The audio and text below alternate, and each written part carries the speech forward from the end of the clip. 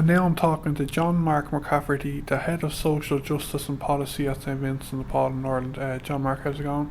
How you doing? Alright, fine. John Mark, St Vincent de Paul are, I'm fairly sure, the most well-known and recognised charity organisation in the country, if not in the world.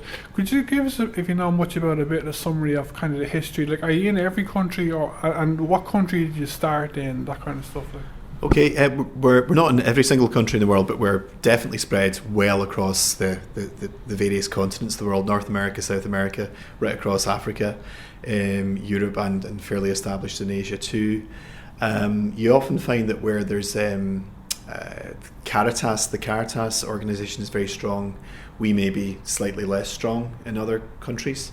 What's Caritas? Caritas is the kind of aid agency for the Catholic Church in various countries, so we tend to be very strong here, whereas there's not an equivalent Caritas organisation in Ireland.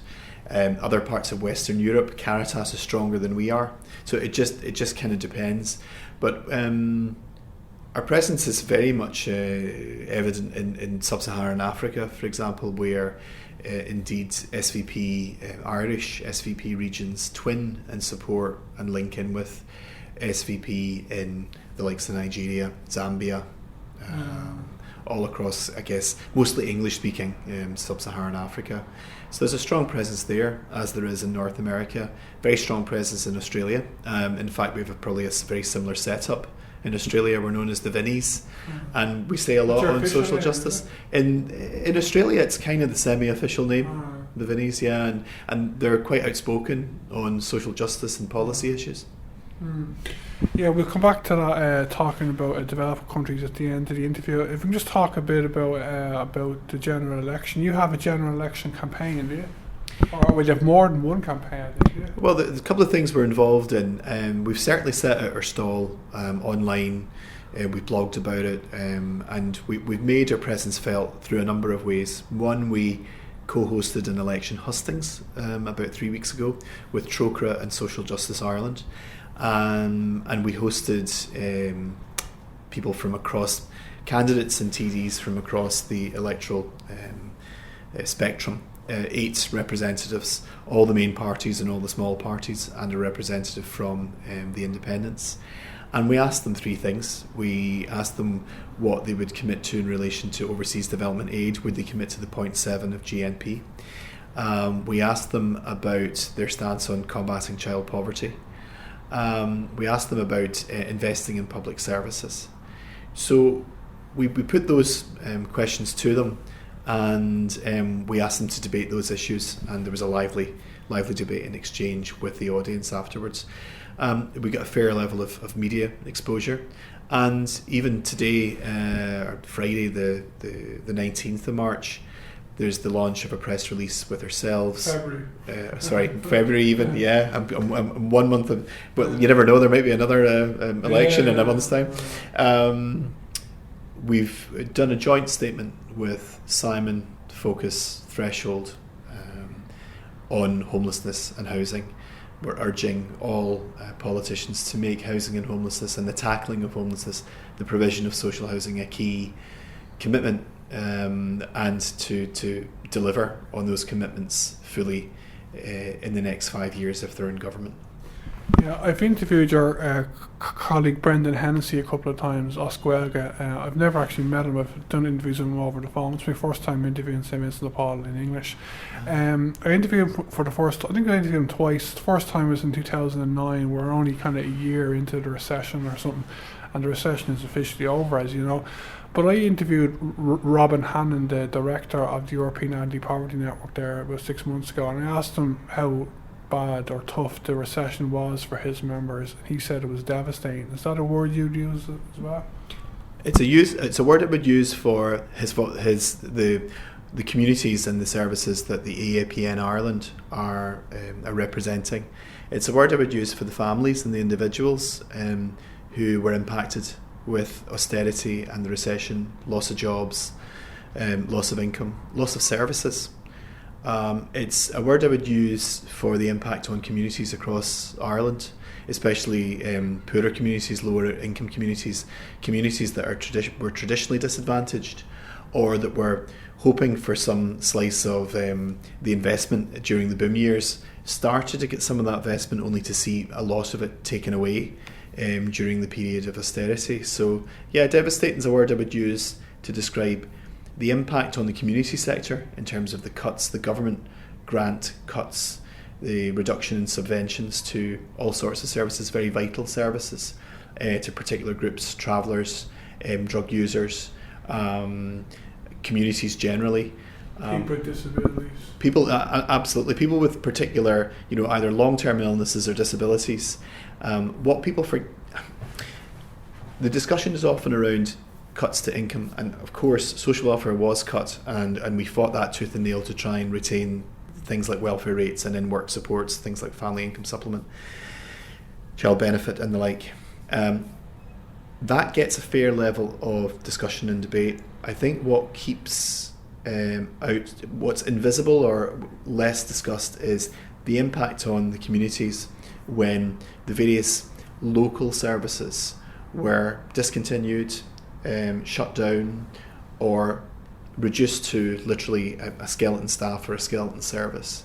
And that remains a legacy of the recession, and it remains part of the heritage, if you like, the unwanted negative heritage of austerity. And those services and those communities have not seen a replenishment, they've not seen a reinvestment. So what seems to me very frustrating is that we're now talking about tax cuts and giving something back, and even today discussions around pay claims and addressing pay claims, and there and there's a place for some of that, but there's no discussion about redressing the kind of cuts and the shortfalls to services and communities that happened from 2008 onwards. And it seems to me that the general discussion in the run-up to the election and the political priorities seem to be more about tax cuts and not about investing in services. Yeah, I think there are a couple of exceptions to that. I think Labour and Fianna Fáil are saying that whatever billions are available over the next 5 years of government, they're going to invest most of it in public services. That's a welcome move if it happens. Any commitment to investing in public services is for us welcome. I just get the impression from the general debate across the board from many candidates and from many parties, not necessarily all parties, that they're not necessarily grasping the nettle of addressing these historic shortfalls or the cuts that were made in the last 8 years. And it would be nice to see a commitment, like a concrete commitment, to say, you know what, the disadvantaged communities that Robin Hannon represents, that our volunteers visit and link up with, and the households that we assist, they're going to see some of this recovery. They're going to share fully in this recovery, and it would be great to see a stronger, more specific commitment there in the public debate right now as we approach the general election. And which politicians or candidates were at your debate there 3 weeks ago? Do you remember? Yeah, Maureen O'Sullivan was the independent candidate. Billy Timmins representing Renua. Aidan O'Riordan of Labour. There from Fine Gael, there was Fergus O'Dowd. From Fianna Fáil, it was Willie O'Dea. In terms of Sinn Féin, it was Owen O'Brien, and then there was an 8th member of the panel, Social Democrats, and that was, of course, the former minister, Roisin Shortall. So we get a really good spread, and I've been to other hustings where other NGOs weren't necessarily as successful in getting that comprehensive spread of parties, or indeed of active TDs and senators. So, are you kind of hopeful about the feedback you got from that meeting? Moderately. The tenor of the discussion was positive, and clearly we were setting the agenda, and the politicians were talking to a particular type of audience, an audience interested in equality, an audience interested in fairness globally. So of course they were going to speak to that audience in a particular way. That said, I do think fairness does come up time and time again in the debate. The question is how specific politicians are going to get, whether they're going to implement policies that are fair, and whether they're going to be able to generate the resources, the financial resources in the next Dáil to sustain the investment in the public services, in the communities and in the households that we're talking about. Yeah, I read a tweet from Pat Leahy from the Sunday Business Post there a few days ago, and he says that all the focus groups that are coming out, that the politicians or the parties are organising, public services is coming out at the top of what people want, even above increasing income. And he said they're all saying that, all the focus groups are saying that, but no political journalists that he knows believe them. Even so, like people, that is the number. Public services are the number one as what people want, aren't they? And they're essential. Like if you don't have proper public services, you can't. The society's not functioning properly. Like, isn't it? Yeah, it's the key issue. Our last pre-budget submission was about investing in what matters. What matters is public services, whether that's housing, whether that's education, whether that's investing in kind of retrofitting for kind of warmer homes, health, public transport. These are all key areas that everyone benefits from. Young, middle-aged, old, we all benefit from. Families benefit from, individuals benefit from. People on lower incomes who don't have recourse to the market benefit from them even more. And good quality public services help to redress that balance. They help to tackle the inequalities that are inherent in the system. Especially health and education. Like there are about, I don't know how many government departments there are, 12 or something, I'm not sure, but health and education, those two, if you could prioritise them two, it would be brilliant. Absolutely. I mean, the three big spending departments, as you say, health, education and social protection. And remember, social protection doesn't just pay out in terms of social welfare, it also pays out in terms of child benefit, child income, other child income supports, and a lot of in-work supports like family income supplement and the back to work family dividend. So these three big spending departments are key to the well-being of our society, the welfare of our communities, and to the integration of our people to access public services. You mentioned education there. Preschool education, if you like, early childhood care and education is absolutely key in breaking that cycle of disadvantage, helping children to learn, helping to address any disadvantages they may have at birth through quality early years provision. And it also if you have a early childhood care and education service which is available, and flexible to parents, then you're also addressing the childcare needs and the labour market needs of parents as they go back to work, and it helps them retain and stay in work.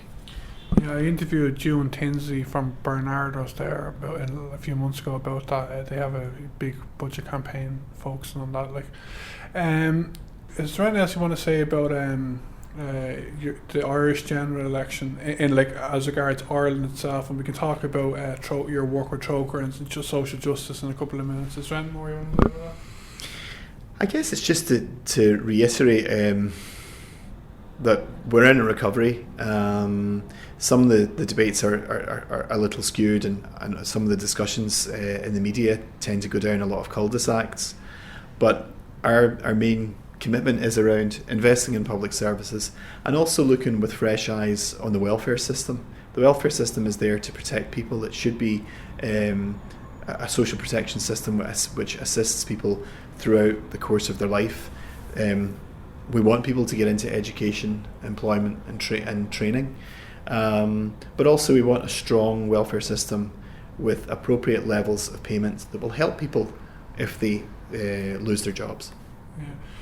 We could talk for ages about the cuts that have happened since 2008, young people on welfare, all this kind of stuff, and like you are dealing with people daily, families daily who are what's this, how is it for you as dealing with these people that are looking for your services? How many How big of a demand is there for your services? Like, the demand hasn't let up since the recovery. The demand is as strong as it was a couple of years ago, and I think the main driver for that is the cost of rented accommodation, is the level of rents. The increase in rents in the last 24 months, that has been a perfect storm. Very little social housing, almost nothing being built. A small private rented sector which is now in high demand because thankfully people are going back to work. Some of those people in work are gaining moderate to high salaries, but they're the ones who can access rented accommodation. As a result, people on lower incomes, on low fixed incomes, people on social welfare, on the minimum wage, they are really struggling to either enter into the private rented sector or to even stay in the private rented sector. And I don't have to rehearse the number of families that are in emergency accommodation because they've literally been priced out. They've been economically evicted from many rental housing units.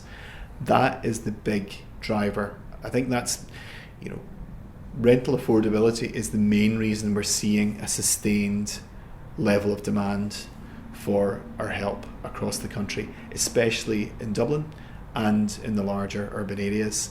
That's not going to improve immediately. It's certainly not going to improve, I can't see, over the next year. And so we're going to continue to respond to that need. And I guess then it's incumbent upon us as advocates to make the point that governments and local governments have to invest in housing and have to tackle the homeless crisis. Yeah, are you working with the Peter McCafferty Trust? I guess. Or your focus on? Yeah, from a policy point of view, sometimes we will share our messaging. We'll say things alongside Peter McCafferty and the Peter McCafferty Trust. It's mostly focus, Simon, and threshold. And of course, at the local level, our volunteers may refer people to the likes of the Peter McCafferty Trust, or indeed the likes of de Paul Ireland, who are a standalone homeless service in Dublin and elsewhere. Okay. Well, the other thing I would say about kind of investment, I mentioned Warmer Homes. About 2 weeks ago, a strategy to combat energy poverty was launched.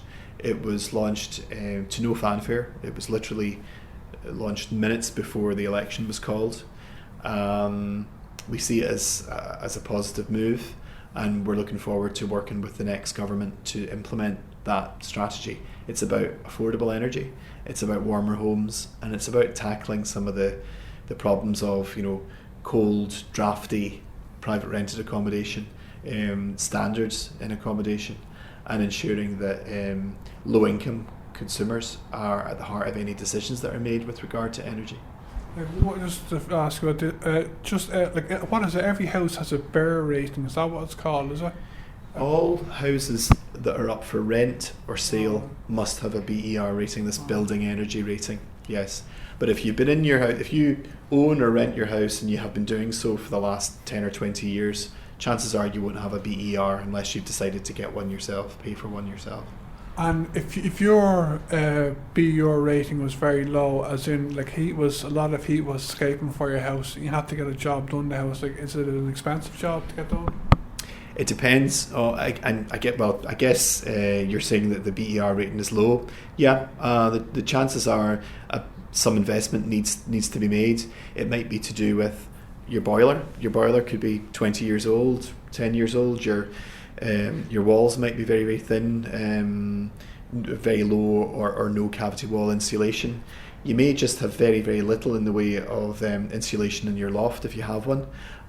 Your windows may be single glazed or poor double glazed. It could be a combination of those things. It could be all of those things. You may require a fair bit of investment to bring it up to a very high standard. You may not. It kind of depends on the house type, the house age. And do the government, as you're saying, they have some kind of a grant now for this, do they? Yeah, there are a number of interventions. One is that the Sustainable Energy Authority of Ireland has grants. So it works. It's most straightforward for homeowners, and I think there are additional supports for people on the fuel allowance. So usually maybe older people who are homeowners they're probably best placed to access some of those grants and allowances. But we are looking for government to look at the private rented sector, because it is an area with very, very mixed BER ratings, with very mixed quality. We're aware that we don't want to do anything that threatens the supply of units in the market, because the units are very much in demand. But something has to be done over the next number of years to address the quality and the energy rating of many of the homes that many of the people that we assist live in, because the vast majority of the people that we work with are tenants.